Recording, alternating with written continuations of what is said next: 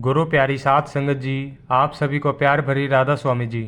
साध संगत जी, जैसा कि आप भी जानते ही हैं कि डेरे में अभी भंडारे चल रहे हैं और आज बाबा जी ने संगत के साथ सवालों के जवाब दिए। शाम 4 बजे बाबा जी और हजूर जी स्टेज पर आ गए थे और उसके बाद बाबा जी ने संगत के साथ सवाल जवाब शुरू किए। साध संगत जी, एक बीबी कहने लगी कि बाबा जी, जब मैं छोटी थी तो मैं सोचा करती थी कि मैं जब बड़ी हो जाऊंगी तो मैं ज़रूरतमंदों और गरीबों की मदद किया करूंगी।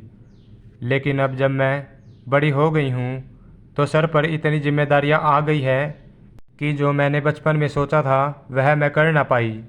बाबा जी ने समझाया कि बेटा, यहाँ आपको यह समझना चाहिए कि हमारी जेब में अगर 10 रुपये हैं तो किसी की 11 रुपये की मदद नहीं कर सकते, क्योंकि हमारे पास ही है 10 रुपये। इसलिए हमें वही करना चाहिए जितनी हमारी जिम्मेदारी हम अपने सिर पर दे सकें। मन में तो बहुत कुछ आता है कि मैं यह करूं, मैं वो करूं, लेकिन हमें अपने दायरे से बाहर जाकर कुछ नहीं करना चाहिए। फिर यहीं पे बीवी कहने लगी कि बाबा जी, मुझे लंगर में सेवा करनी है, लेकिन अब हमारे पास सिर्फ पंडाल की ही सेवा आती है। आप हुक्म कर देंगे तो मुझे लंगर की सेवा मिल जाएगी। तो बाबा जी ने हंसते हुए कहा कि अब मैं लंगर घर में फर्श लगवा दूँ। यह सुनकर संगत भी बहुत हंसने लगती है। तो कहने लगी कि नहीं बाबा जी, मैं तो लंगर की सेवा की बात कर रही हूँ। तो बाबा जी ने मुस्कुराकर हाँ में सर हिला दिया। फिर एक बीवी बाबा जी से पूछने लगी कि बाबा जी, कई बार मुझसे भजन सिमरन नहीं हो पाता। मैं बड़ी कोशिश करती हूँ, लेकिन मुझसे कभी कभी हो ही नहीं पाता। तो बाबा जी ने समझाया कि बेटा, सूरज हर रोज़ नहीं निकलता, कभी कभी बादल भी आ जाते हैं, लेकिन हमें रुकना नहीं है। बड़े महाराज जी कहा करते थे कि मन लगे या ना लगे, हमें भजन सिमरन पर बैठना जरूर है। फिर यही बीबी कहने लगी कि बाबा जी, मेरे घर परिवार के कुछ लोग हैं जो परमार्थ पर नहीं चल पाए। मैं उन्हें समझाती हूँ, लेकिन वह फिर भी नहीं चल पाए। तो बाबा जी ने समझाया कि बेटा, हमें किसी पर उंगली नहीं उठानी। हम पता नहीं क्यों दूसरों की परख करने लगते हैं। हमें तो माहौल अच्छा बनाना है। जब घर का माहौल अच्छा बनाएंगे तो सभी पर इसका असर पड़ेगा। फिर एक लड़की ने बाबा जी से ट्रांसजेंडर के ऊपर सवाल किया। लड़की ने पूछा कि बाबा जी, दुनिया में कुछ ऐसे लोग आ जाते हैं जिन्हें शायद लड़का बनकर आना था, लेकिन वह लड़की बनकर आ जाते हैं और फिर बाद में वह लोग डॉक्टरी मदद से अपना जेंडर बदलवा लेते हैं। तो क्या ऐसा करना ठीक है? बाबा जी ने समझाया कि बेटा, यह जो भावना हमारे अंदर उत्पन्न होती है यह हमारे मन से आती है और मन को हम काबू में रख नहीं पाते। इसलिए हमें बैलेंस बनाकर रखना चाहिए। फिर एक भाई बाबा जी से कहने लगा कि बाबा जी, कई बार लोग मेरी कदर नहीं करते और मुझे बहुत बुरा लग जाता है।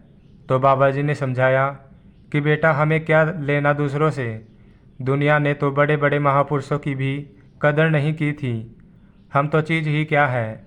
हमें बस एक बात का ध्यान रखना है कि हमें उस मालिक को खुश करना है। दुनिया को आज तक कोई खुश कर ना पाया है और ना कर पाएगा। इसलिए आप बस मालिक की खुशी का ध्यान रखें, उसी ने आगे साथ निभाना है। फिर एक भाई ने बाबा जी से पूछा कि बाबा जी, मेरी आपसे अरदास है कि आप मुझे बख्श देना। नामदान लेने के बाद मैं गलत रास्ते पर चल पड़ा था। आप मुझे मेरी गलती के लिए माफ़ कर देना। तो बाबा जी ने समझाया कि बेटा, यहाँ जितने भी बैठे हैं सबसे कोई ना कोई गलती ज़रूर हो जाती होगी। गलतियाँ तो जीवन में हर कोई करता है। हमें तो गलती से सीखना है और आगे बढ़ना है। पीछे जो हो गया है उसको दोहराना नहीं है। फिर एक बीवी ने बाबा जी से पूछा कि बाबा जी, बहुत सारी ऐसी संगत है जिन्होंने बचपन में तो बहुत सेवा की है, लेकिन बड़े हो जाने के बाद सेवा नहीं कर पाए। तो क्या उनकी बचपन में की गई सेवा पर मालिक की दया मिलेगी? बाबा जी ने समझाया कि बेटा, हमें किसी तरह की जल्दबाजी नहीं करनी। मालिक अपने आप हमसे सेवा करवाएगा, हमें मौका देगा। हमें अपनी जिम्मेदारियों का ध्यान भी रखना है। हमने कभी यह नहीं करना कि हम अपनी पारिवारिक जिम्मेदारियों को छोड़कर सेवा में लग जाएं। हमें तो सेवा भी करनी है और जिम्मेदारियां भी निभानी हैं। फिर एक भाई ने बाबा जी से बाइबल के बारे में पूछा कि बाबा जी, बाइबल में एक कहानी लिखी है कि एक बार ईसा मसीह कुछ आत्माओं को छुड़वाने के लिए गए थे। तो वह आत्मा ईसा मसीह से कहने लगे कि हमें छोड़ दो। तो क्या बाबा जी ऐसा सच में हुआ था? बाबा जी ने कहा कि बेटा, मैंने तो ऐसी कोई कहानी नहीं सुनी। मुझे तो बस इतना पता है कि कर्मों का भुगतान तो करना ही पड़ेगा। सब कुछ कर्मों का नतीजा होता है। अगर हम अपने शरीर को छोड़कर अपने असल घर चले जाएं, तो इसे अच्छी और क्या बात होगी। फिर एक भाई बाबा जी से कहने लगा कि बाबा जी, मुझे आपसे एक वादा चाहिए। आप मुझे विश्वास दिलाओ कि आप ही मुझे लेने आओगे। तो बाबा जी ने कहा कि बेटा, मैं किसी को भी झूठी तसल्ली नहीं दूंगा। हम सब लफ्ज़ों में तो जाहिर कर देते हैं, लेकिन करने में जाहिर नहीं करते। मालिक तो सबको लेने आता है, लेकिन जो करने में जाहिर करते हैं उन्हें मालिक की पहचान हो जाती है। इसलिए आप भजन सिमरन करो और मालिक पर विश्वास रखो। साथ संगत जी, एक लड़का बाबा जी से कहने लगा कि बाबा जी, मेरी मम्मी कहती है कि हम जो भी काम कर रहे हैं हमें उसके बारे में किसी से नहीं बताना चाहिए। तो क्या हमें ऐसा ही करना चाहिए? साथ संगत जी, बाबा जी कहने लगे कि बेटा, अब तू बड़ा हो गया है, अब अपने डिसीजन तू खुद क्यों नहीं लेता? लड़के ने हाँ बोल दिया। फिर बाबा जी ने हंसते हुए कहा कि बेटा, पहले अपनी मम्मी की बात मानते हैं और शादी के बाद अपनी पत्नी की बात मानने लगते हैं। यह सुनकर संगत ज़ोर ज़ोर से हंसने लगती है। फिर आगे बाबा जी ने कहा कि बेटा, अगर हम कोई अच्छा काम कर रहे हैं तो किसी से छुपाने की क्या ज़रूरत है? छुपाते तो वह है जो कोई गलत काम करते हैं। फिर एक बीवी कहने लगी कि बाबा जी, बहुत सारी संगत ऐसी हैं जो भजन सिमरन नहीं कर पाती, तो क्या मालिक उन्हें भी लेने आएगा?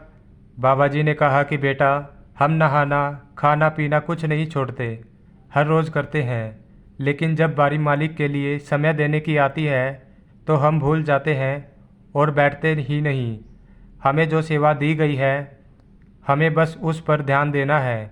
हमें परख नहीं करनी कि भजन सिमरन के बाद हमें क्या मिलेगा या क्या नहीं। फिर एक लड़की ने पंडाल में संगत को बहुत हंसाया। लड़की बातों से थोड़ी आर्मेचर लग रही थी। लड़की बाबा जी से कहने लगी कि बाबा जी, मुझे आपसे बहुत सारी बातें करनी है। तो बाबा जी कहने लगी कि बेटा, लड़कियों की बातें कभी ख़त्म होती ही कहाँ है। तो लड़की कहने लगी कि बाबा जी, जहाँ प्यार होता है तो क्या वहाँ हमें बताना चाहिए? तो बाबा जी लड़की की बात समझ गए और बाबा जी कहने लगे कि बेटा, हमने विदेशी कल्चर अपना लिया है। आई लव यू बोलकर हम कोर्ट में पहुंच जाते हैं। इस बात पर बाबा जी के साथ संगत भी बहुत ज़ोर ज़ोर से हंसने लगती है। आगे बाबा जी ने कहा कि बेटा, जहाँ प्रेम होता है वहाँ बोलने की ज़रूरत नहीं होती। फिर यही लड़की कहने लगी कि बाबा जी, एक लड़की का क्या वजूद होता है?